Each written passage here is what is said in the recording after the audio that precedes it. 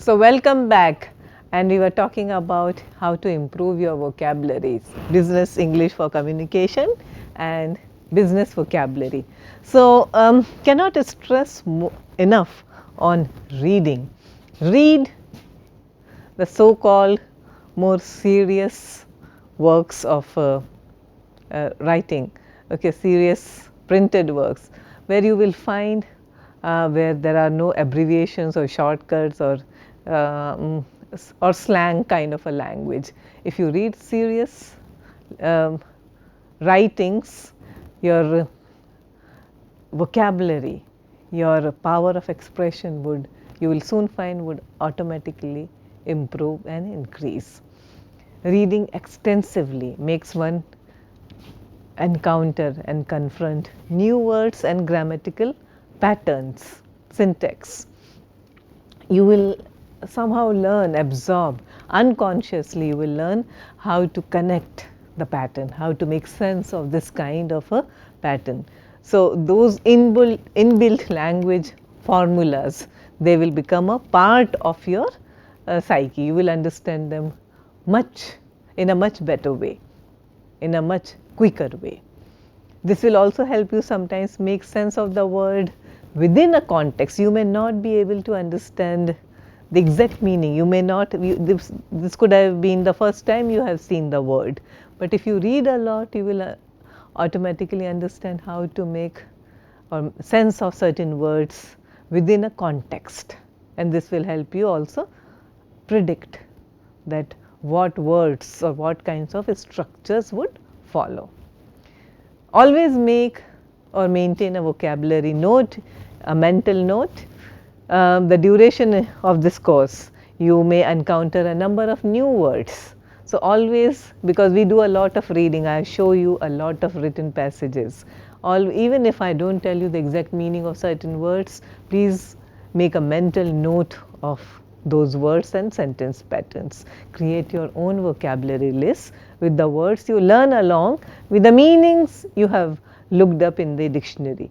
So, even if because of time constraints or any other reason I am not able to tell you the exact meaning of a certain word, please make a note of it, and once you have time, look it up and try to remember the meaning of that word. Now, look at this slide, and I am giving you sample vocabulary. A very common word in business English, deficit, and the word in the bracket is N, that is a grammatical category of noun. And this is what a dictionary would normally tell you. A deficit generally means a lack or shortage. In economics, this concept is understood as the opposite of a surplus. Thus, the amount by which a resource falls short of a mark. It is the amount by which the expenses or costs exceed income or revenues. So, the word is generally used with another term. Deficit is not just like that. You don't, you all, sometimes even in non-business communication context, you may say attention deficit, affection deficit. Attention deficit means lacking. But most of the time in business language, business English, we use the word deficit in relation with something like trade deficit, fiscal deficit, budget deficit. Yeah. For example, we may say the deficit is down to 2.8% of GDP from a height of 10.4%, or you can say the state policy highlights its deficit in understanding the problems of its citizens. So, here you are looking at deficit in connection with state policy. Now, as I told you already, to understand the meanings of the word in context is important, and you should also be able to understand the word category of certain words and expressions, whether the word is a noun or a verb or an adjective or adverb. So, that is something that we are going to revisit very soon in today's class. Now, let us look at this particular passage, exercise 2.1. Look at the slide and read the following passage. India's inflation, and pay particular attention to the words that are underlined, okay, because next exercise would be based on the underlined words. India's inflation climbed to 6% last month, its highest since last summer and up from 5.7 in February. The underlying rate of inflation excluding mortgage interest payments rose to 4.5%. The main reason for the inflation increase was the March 1st rise in mortgage rates. But there was a range of other price increases. Food prices, for example, rose 0.6% last month and have increased 6.5% over the past year. Seasonal food prices are also up than a year ago. Official figures also showed that the average earnings grew by 9.1% in last 12 months and is higher than the previous month. Here are your questions. Make vocabulary notes for the words that are new to you. So, that is one pointer, and then complete the 3 vocabulary networks. I am going to show you another slide, and there are networks using the 12 words that are underlined in the text. So, the 12 words that are underlined in the text, and look at this network of vocabulary. 4 verbs that mean went up. Second one, 4 nouns related to money, and then third one, 4 adjectives related to time. Underlined words, and then categorize them on the basis of their function, whether it is a verb or noun or adjective, and then meanings went up, money and time related. Next question. Here is something that you should know. This is just a brush up based on 2.1. Noun is a word used to identify any of a class of people, places or things. Noun is the name of a person, place or thing. I am just trying to recap your basic grammar. What is a verb? Verb is used to describe an action, state or occurrence. An adjective, a word that describes or names an attribute of a noun. Costly article. So, here costly is an adjective, although it may look like an adverb because of an ly suffix. Now, answers here. One verbs that mean went up, climbed, rose, increased, grew. These words are given in the passage that you have just seen. Nouns related to money, payments, interest, mortgage, prices. These were all underlined, and adjectives related to time, last, past, previous, seasonal. You are not talking about standing last, but last season. So, that therefore, it is related to time. Please take a moment and look at the slide carefully.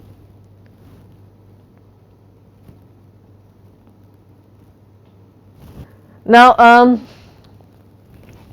one very important aspect of business English is ability to read graphs, charts and various diagrams, tables, bar graphs, bar charts. So, why do we use that? This is, there is so much of information, and in description it may not look so nice. So, generally such kind of information which requires lots of statistics, figures and data is transformed or translated not just in writing or descriptive form, but also in graphs, charts and diagrammatical form. So, they are often used to present information and data. This, if you are interested in business English, if you are supposed to or expected to take any exam of business English, then it is mandatory that you know. Not all of you may enjoy or get very thrilled about understanding, interpreting graphs and charts, but this is also a part, an integral part of business English and communication. Remember that you have to do it, and certain phrases and vocabulary often make it very interesting or easier to present figures and trends in a much lucid way. For example, you can say an exponential increase, as you will see from this graph, a dramatic decline, a dramatic increase. The figure refers to so and so country, and we are expected to do a comparison between this and this kind of charts or figures or statistics, or in the line diagram you may notice or you will notice, and something like that. So, these are the useful expressions that you often find. Now, look at the slide here. I have given some information which may make your vocabulary definitely richer, and you may find it very useful to use these expressions in your writing and also in spoken presentations. So, increases and decreases, expressions related to increases. Please look at the slide here, list here. A slight increase, a constant increase, a substantial increase. You can also say an increase of roughly or an increase of approximately in the region of, an increase in the region of dash %. You can also say increase a little over, an increase in above what we predicted, and overall increase in. So, and increases and reaches record levels, reached a peak in, a strong surge in the sales of, increase, and we predict that sales will soar. So, soar is another important word that you should know in the coming year over the next. So, what are we doing here exactly? We are looking at the kinds of expressions that that would add more flavor, more color to your written and oral verbal expression. So, please look at it again and the various forms in which you can express yourself when you are talking about increase in something, increase in numbers or percentage or data. And what do you do? At the other end of the spectrum, decreases just under our target, way below our expectations, a slight or notable or significant decrease, but do not use all these words, that would look very artificial. The downturn began, the situation began to deteriorate, the number has continued to fall. There is a dramatic decline, there is an exponential increase. So, these are the words that you should make a part of your lexicon. And look at this slide, conclusion and useful phrases. When you conclude your description, then these are the expressions that you can say. In conclusion, of course, we must focus our attention on, what I suggest is, there is a necessity for, we have no choice but to, appropriate measures must be taken, the only option we have is to, these changes are inevitable, the result or outcome I strongly recommend, to conclude, I regret, etc. It all depends on what kind of writing you are expected to do. So, I conclude and I regret or I recommend is something which is more personal, more subjective, and it may be all right in a certain kind of writing. But most of the time when you are writing or when you are doing a very objective analysis of of a given data or chart or diagram, is better to use expressions like we must focus our attention to or on, or the only conclusion we can draw, or in conclusion the outcome is, the result is, something which is less subjective and more objective. A tip that I may want that I would like to give you while you are reading a graph is always circle and highlight the graph. Sometimes it is better to make short notes, bullet points.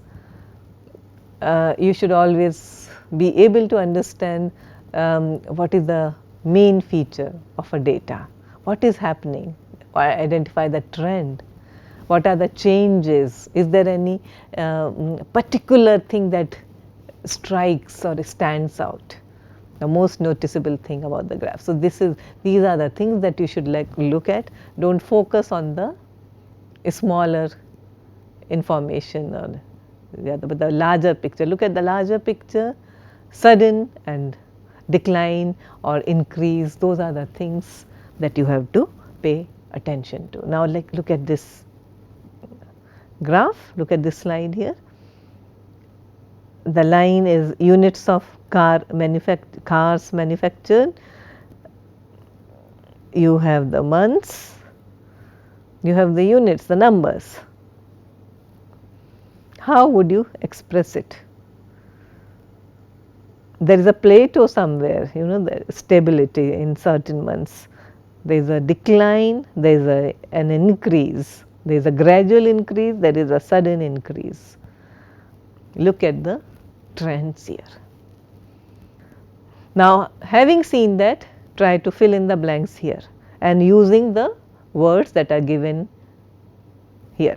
Rose sharply, drop, all time low, remained, recovered, increased. It is all based on the graph that you have just seen. So, in January production experienced an dash at 1123 units. In February it dashed slightly to 1336 units. Production dash the next month and dash increasing in the month of April. The changes in taxation policy in the month of August caused production to dash drastically. From then the production has dash. 6 expressions, 6 blanks. Here are the answers. Please look at the slide here. All time low, increased slightly, rose sharply, remained, dropped, recovered. So, these are the kinds of expressions that come out of a simple graph. Please add all these words to your repertoire of vocabulary. Now, look at this slide, and for letter writing or email writing, nowadays people do not write letters, they write emails. So, perhaps you may find it useful to make or to write a more formal kind of email. These are the expressions that you may find, you may come across very frequently and you may be expected to use. As per your orders, as soon as possible, awaiting your reply, in reply to your letter, to our mutual benefit, to be in arrears with payments, looking forward to your reply, with reference to inform in due time, further to our letter, to notify in advance about, due to oversight. These are the expressions that you should be able to use, not just in your writing, but also in your oral presentation. Look at this, and your question is, go through the following email and answer the questions. So, you from to subject and dear so and so, so salutation is important of course. Thank you for dash, and you have to use short list in its appropriate form. Me for an interview at your company, ABC Enterprises. The interview had taken place on the 20th of September 2017 and had been conducted by Mr. Shanmugan, the manager of the company. However, I have received no further intimation about the status of my application. I dash, and then look at the questions here. First, thank you for, choose the correct tense for A. Had shortlisted, shortlist, have shortlisted, shortlisting, which is the best response. And then next question, please look at it. Choose the correct synonym for intimation. You in the email you came across this word intimation. So, A, is it scared or is it announcement or is it an email? Next question, choose the correct phrase. In the blank, order you to, request you to, kindly request you to. What should be the, yeah, and here are the answers. One is D, shortlisting me, announcement, intimation is announcement, and I kindly request you to. Now, let us look at this question. Next exercise, choose the correct synonym for the emboldened or highlighted words. I cater specifically to young mothers and newly married couples. Cater means A, provide services for, B, target exclusively, C, overcharge. Next question, after a short hiatus, they are finally getting in on the race. So, that means entering the market, B, running, C, faltering, getting in on the race. What does it mean exactly? Third one, for the last 2 years it was underwater. A, submerged under the sea, B, floating on water, C, facing huge debt. What does underwater mean? And answers are cater, provide services for, and second one is entering the market, and underwater is facing huge debt. Next one, look at the passage here. Read the following passage and answer. That's more than 1200 pounds in cash for every man, woman and child in the UK. Research shows the average person has about 77 pounds in cash in their purse, pocket and at home. However, an increasing number have much more squirreled away safely, and most of it is in 20-pound notes, which account for more than half of the total. But this is not a peculiar quirk of the British character. There are mountains of cash around the world, although you would struggle to see them. There were so and so of US dollars in circulation last year, an increase of 6% in 2015, with more than $1 trillion made up of $100 notes. There were euro 1.1 ton of euro notes in circulation in August, up by 6% on a year ago. Millions of mattresses are being stuffed with notes around the globe. Mass cash stashing might signal a widespread fear of a looming apocalypse, or more prosaically, it could signal rampant illegality. The rapid growth in cash sloshing around the UK could be a warning sign for the economy, as banknotes can facilitate crime and tax evasion. In a nod to the doommongers, the Bank of England estimates some people could be hoarding money for a rainy day. Here are your questions. Which of the following word means went up? A. Increase, B. Squirrel, C. Facilitate. Next one. What does the word doommonger mean? A. Somebody who loves cash, somebody who predicts disaster, C. A type of dog. Next. Number 3. Provide the most appropriate antonym, opposite for stuff as a verb. A. Fill, B. Unload, C. Infinity. Okay, so here are your answers. First, went up is increase, doommonger someone who predicts disaster, and stuff is fill. Stuff your mattresses with notes, bank notes. Now, coming to your last exercise for today, use the following words in the blanks, and you are going to find a passage in the forthcoming slides, and use these words: commerce, expand, auctions, value added, relevance, driver. And here is your passage. So, read and fill in the blanks using the words that you have just seen. At its core, e-commerce refers to the purchase and sale of goods and or services via electronic channels such as the internet. E-commerce was first introduced in the 1960s via an electronic data interchange (EDI) on, and this is your first blank, on Dash networks (VN). The medium grew with the increased availability of internet access and the advent of popular online sellers in the 1990s and early 2000s. Amazon began operating as a book shipping business in Jeff Bezos' garage in 1995. eBay, which enables consumers to sell to each other online, introduced online Dash in 1995 and exploded with the 1997 Beanie Babies frenzy. Like any digital technology or consumer-based purchasing market, e-commerce has evolved over the years. As mobile devices became more popular, Mobile Dash has become its own market.